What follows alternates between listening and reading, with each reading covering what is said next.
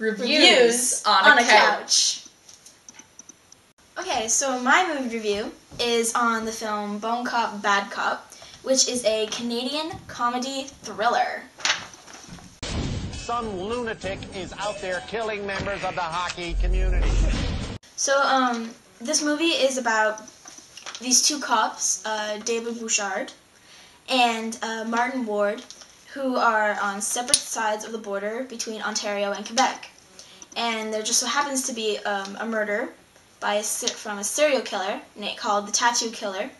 And the first victim that they find happens to land on the border between Ontario and Quebec. So this brings those two cops together. You have to try to work together to solve this murder.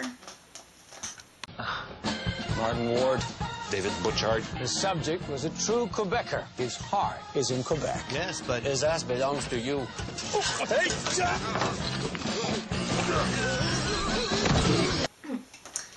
Although this movie is a comedy, it has a serious undertone to it.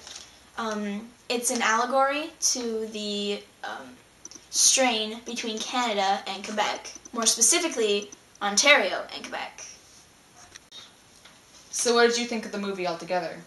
Well, being a French Canadian, I found it to be very humorous. I loved all the inside jokes and how it just shows the conflict between Ontario and Quebec and how Quebec wants to be a separate country, but it brings it in a more humorous way than it would If it was a serious political movie or something? serious political movie. I liked the movie. It was very funny.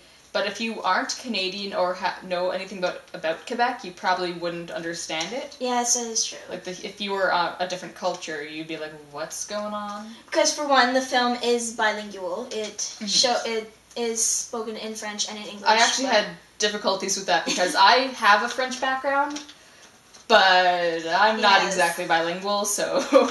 So in the film, but when it did speak French, they did have subtitles, and if it was a French version, they would have subtitles for when the person speaks English. Except for that one point when they're at the morgue, and that one man is talking, and the text and the subtitles are going by so fast, I had no idea what had happened, so I made you explain it to me. Hauteur serait tombé, ça dépend de la vitesse de l'hélicoptère. Wow, wow, wow. Qui a parlé d'hélicoptère? Attends un peu, je pense. C'est moi, là. Moi, je viens d'en parler. Ça peut pas être un avion. Un avion, c'est trop vite. Il aurait coupé en deux sans votre aide. Là. Un parachute qui a pas ouvert, il l'aura encore sur le dos. Puis la personne qui se pitch en bas de deltaplane, c'est bien trop compliqué avec les straps et tout. Il faut comme vraiment être déterminé. Là. Le festival des Montgolfières n'a pas commencé. Puis si c'est une cigogne, elle a pogné du trafic en esti parce qu'elle a 46 ans en retard. Fait que d'après moi, hélicoptère. Mais pour répondre à la question initiale, au plus haut, 80 mètres. Ça, pour toi, ça fait 236 pieds, 4 pouces et 7 huitièmes. Mais c'est pas un calcul exact. Parce qu'un corps inerte en chute libre fait 30 mètres à seconde, OK? Fait que selon les dégâts, là, ça, c'est minimum 25 mètres. Maximum 80. Mais j'ai fini que ça peut pas être 60 mètres. Parce qu'à 30 mètres par seconde, ça veut dire que sa chute aurait été exactement 2 secondes. Puis c'est un chiffre trop rond, je le sens pas. Ça se peut pas. Il y a rien de si précis que ça dans la vie. Fait que d'après moi, 80 mètres. So if you ever watch the movie, have a companion that can speak fluent French. Yes, it's always a good thing. So what did you think of the acting? Well, the acting, especially for the man who played David Bouchard, who is Patrick Huard, he's an actual French comedian, so many of his facial expressions and his body language really showed throughout the film. You could really see it as you watched it that he was actually funny compared to the other one, who was kind of a bit droll in comparison, but equally funny. Yes, he was equally funny, especially the part where they're in this building and they just really play off each other so well in a really difficult way that they really don't like each other at the beginning, and then they develop a really tight friendship along the way. Even though they have their differences. Yes. Moral of the story. Moral of the story. Put aside your differences and you can be best buddies. I hate you. Oh! But we're still friends. Actually hurt. In conclusion, I found this film to be very entertaining and just an overall fun film. I laughed the entire way through, and it's very Canadian. It's super culturally, I guess, enhancing for anyone who isn't Canadian. And just because I have that French background, I get it a lot. And so I have a cottage in Quebec, so I'm not sure if it would be insulting or just extremely humorous to watch with Quebec friends. All in all, great film. We loved it.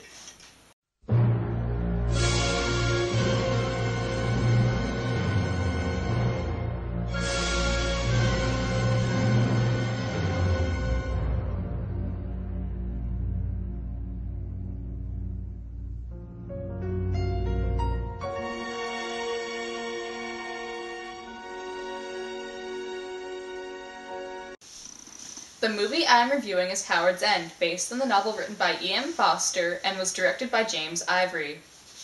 The plot surrounds three families. The first is the Wilcox family, and they are the wealthy capitalists. The second is the Schlegels, who are considered the middle class. And lastly is the Bast family, who are portrayed as the lower middle class and semi-poor. Margaret Schlegel befriends the sickly Mrs. Wilcox, who in her dying moment leaves her estate, Howard's End, to Margaret Schlegel, who doesn't know this. But her family finds out and goes, "Oh no, that can't happen. That house is totally ours, guys. We can't give it away to some stranger." Whoops. So they burn the letter. Throughout this film, more dramatic scenarios unfold, which eventually tie the three families together.